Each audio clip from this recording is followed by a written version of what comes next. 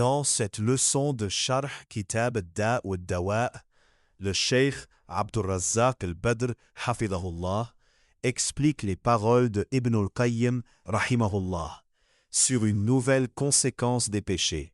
Les péchés font oublier la personne elle-même. Le Cheikh lit la phrase de Ibn al-Qayyim, rahimahullah. Parmi les punitions des péchés, il y a le fait qu'ils font oublier à l'homme sa propre âme.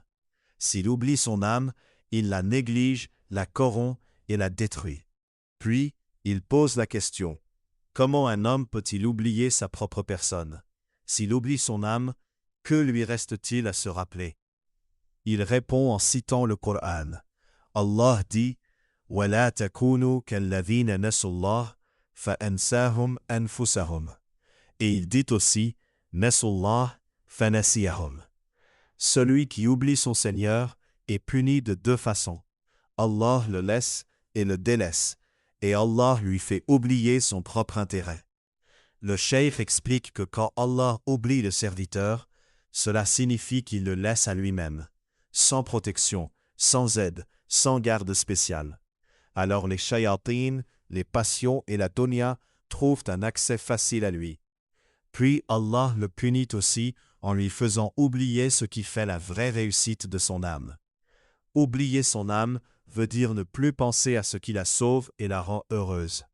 La personne ne pense plus à sa réussite dans l'au-delà, ni à ce qui donne la vraie joie du cœur, ni aux moyens de corriger sa vie. Son âme devient alors comme une chose abandonnée, sans soin, sans protection, livrée aux envies et à la négligence.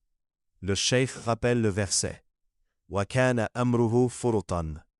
Il explique que celui qui oublie son âme voit sa vie partir en désordre.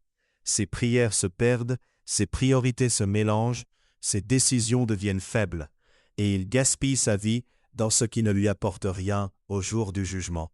Ensuite, le cheikh souligne que la dîne est la protection de toute l'affaire. Il mentionne l'invocation « Ô Allah, améliore pour moi ma religion, car c'est la protection de mon affaire. » Quand la religion est droite, le reste de la vie s'organise autour d'elle.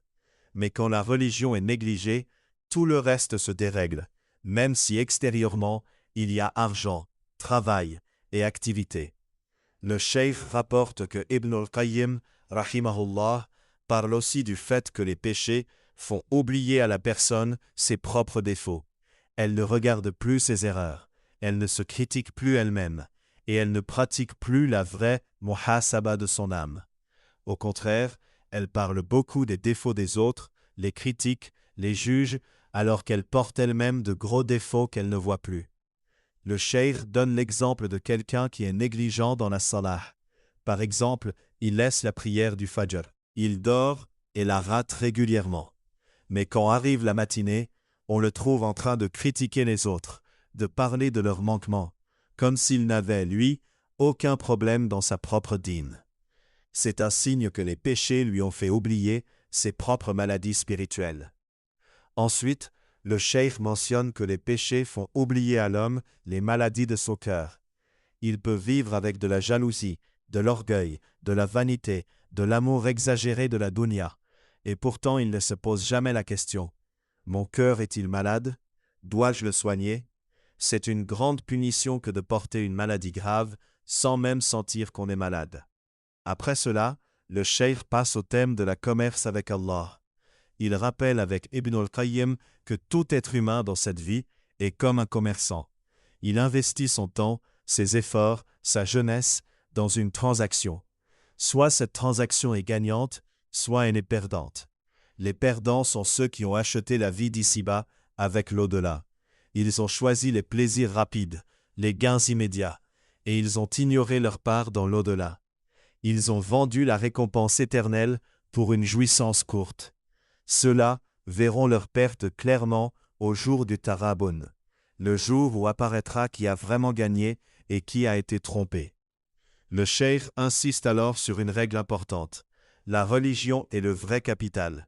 Dans n'importe quelle affaire de la vie, le musulman doit se rappeler que son capital, c'est sa foi, sa salah, son obéissance à Allah.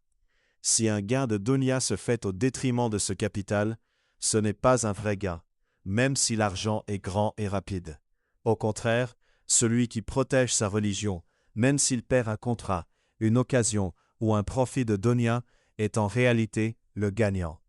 Le cheikh rappelle la parole du prophète, Muhammad sallallahu alayhi wa sallam. Celui qui laisse quelque chose pour Allah, Allah le remplace par mieux.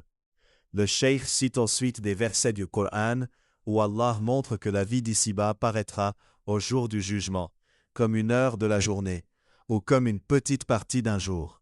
Les gens diront, nous n'avons séjourné qu'un jour ou une partie d'un jour. Mais dans la dunya, beaucoup vivent avec de très longs espoirs, comme s'ils allaient rester ici pour toujours. Enfin, le cheikh conclut que les péchés font oublier au serviteur sa part dans la grande transaction qui sauve du châtiment douloureux, et ils l'occupent par une transaction perdante. Ils lui font vendre ce qui est éternel pour ce qui est très court. Et la plus grande des punitions est de négliger son âme, d'oublier ses défauts, de laisser son cœur malade, et de ne se réveiller qu'à l'heure de la mort, ou au jour du tarabun, quand le temps de l'action est terminé.